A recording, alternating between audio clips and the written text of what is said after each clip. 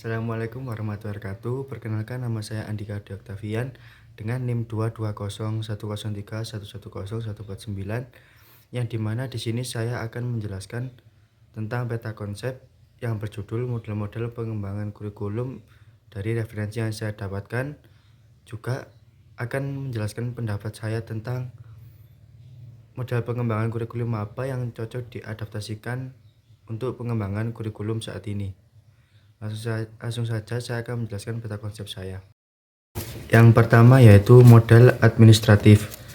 Model pengembangan kurikulum ini adalah yang paling awal karena model ini menggunakan prosedur garis staf atau garis komando dari atas ke bawah, atau bisa disebut istilah lainnya yaitu top down.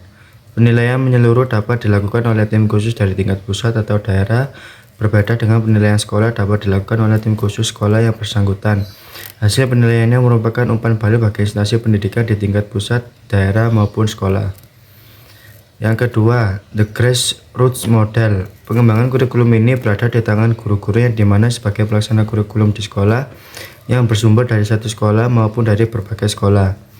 Model ini didasari dua pandangan pokok, yaitu yang pertama, implementasi kurikulum akan lebih berhasil jika guru sebagai pelaksana sudah dari sejak semula terlibat secara langsung dalam pengembangan kurikulum. Yang kedua, pengembangan kurikulum tidak hanya melibatkan personel yang profesional, namun siswa, orang tua, dan juga masyarakat.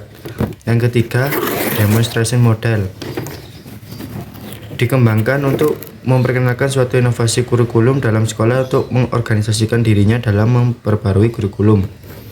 Model demonstrasi ini dapat dilaksanakan secara formal maupun juga tidak formal. Kelemahan model ini bagi guru-guru yang tidak serta berpartisipasi akan menerima dengan enggan-enggan. Dalam keadaan terburuk mungkin akan terjadi apatisme. Yang keempat yaitu Buchem System Model. GUA Buchem mengemukakan ada 5 langkah kritis dalam mengambil keputusan pengembangan kurikulum, yaitu 1. Menentukan area pengembangan kurikulum. 2. Memilih dan mengikutsertakan pengembangan kurikulum. 3. Pengorganisasian dan penentuan prosedur perencanaan kurikulum. 4. Pelaksanaan kurikulum secara sistematis. 5. Evaluasi kurikulum. Yang model kelima yaitu Taba Inverted Model. Model ini dimulai dengan melakukan eksperimen, diteorikan, lalu diimplementasikan. Tujuannya untuk menyesuaikan antara teori dan praktek, juga menghilangkan keabstrakan umum, sebagaimana sering terjadi apabila tanpa kegiatan eksperimen. Ada 5 langkah pengembangan kurikulum model Taba. Yang pertama yaitu mengadakan unit-unit bersama guru. Yang kedua, menguji unit eksperimen. Yang ketiga, mengadakan revisi dan konsolidasi. Yang keempat, pengembangan keseluruhan kerangka kurikulum. Yang kelima, implementasi dan diseminasi. Yang keenam yaitu Rogers Interpersonal Relation Model. Ada 4 langkah dalam pengembangan kurikulum model ini. 1. Pemilihan target dari sistem pendidikan. 2. Partisipasi guru dalam pengalaman kelompok yang intensif. 3. Pengembangan pengalaman kelompok yang intensif untuk satu kelas atau unit pembelajaran. Yang keempat, partisipasi orang tua dalam kelompok. Yang ketujuh yaitu The Systematic Action Research Model.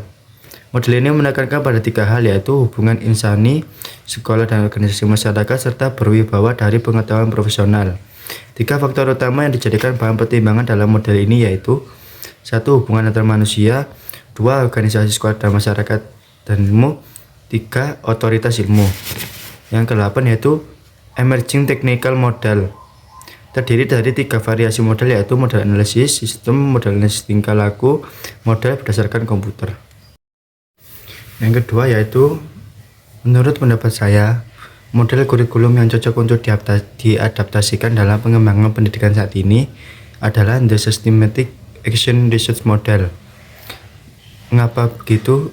Karena dalam proses model ini, semuanya itu ikut tercangkup dari kepribadian orang tua, siswa, guru, struktur sistem sekolah, pola hubungan pribadi, dan kelompok dari sekolah dan masyarakat.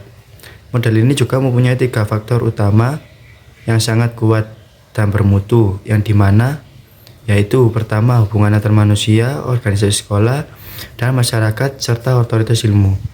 Jadi kesimpulan dari saya yaitu model ini sangat cocok buat pengembangan saat ini, yang dimana ini adalah sudut pandang saya yang saya dapatkan dari referensi yang saya dapatkan.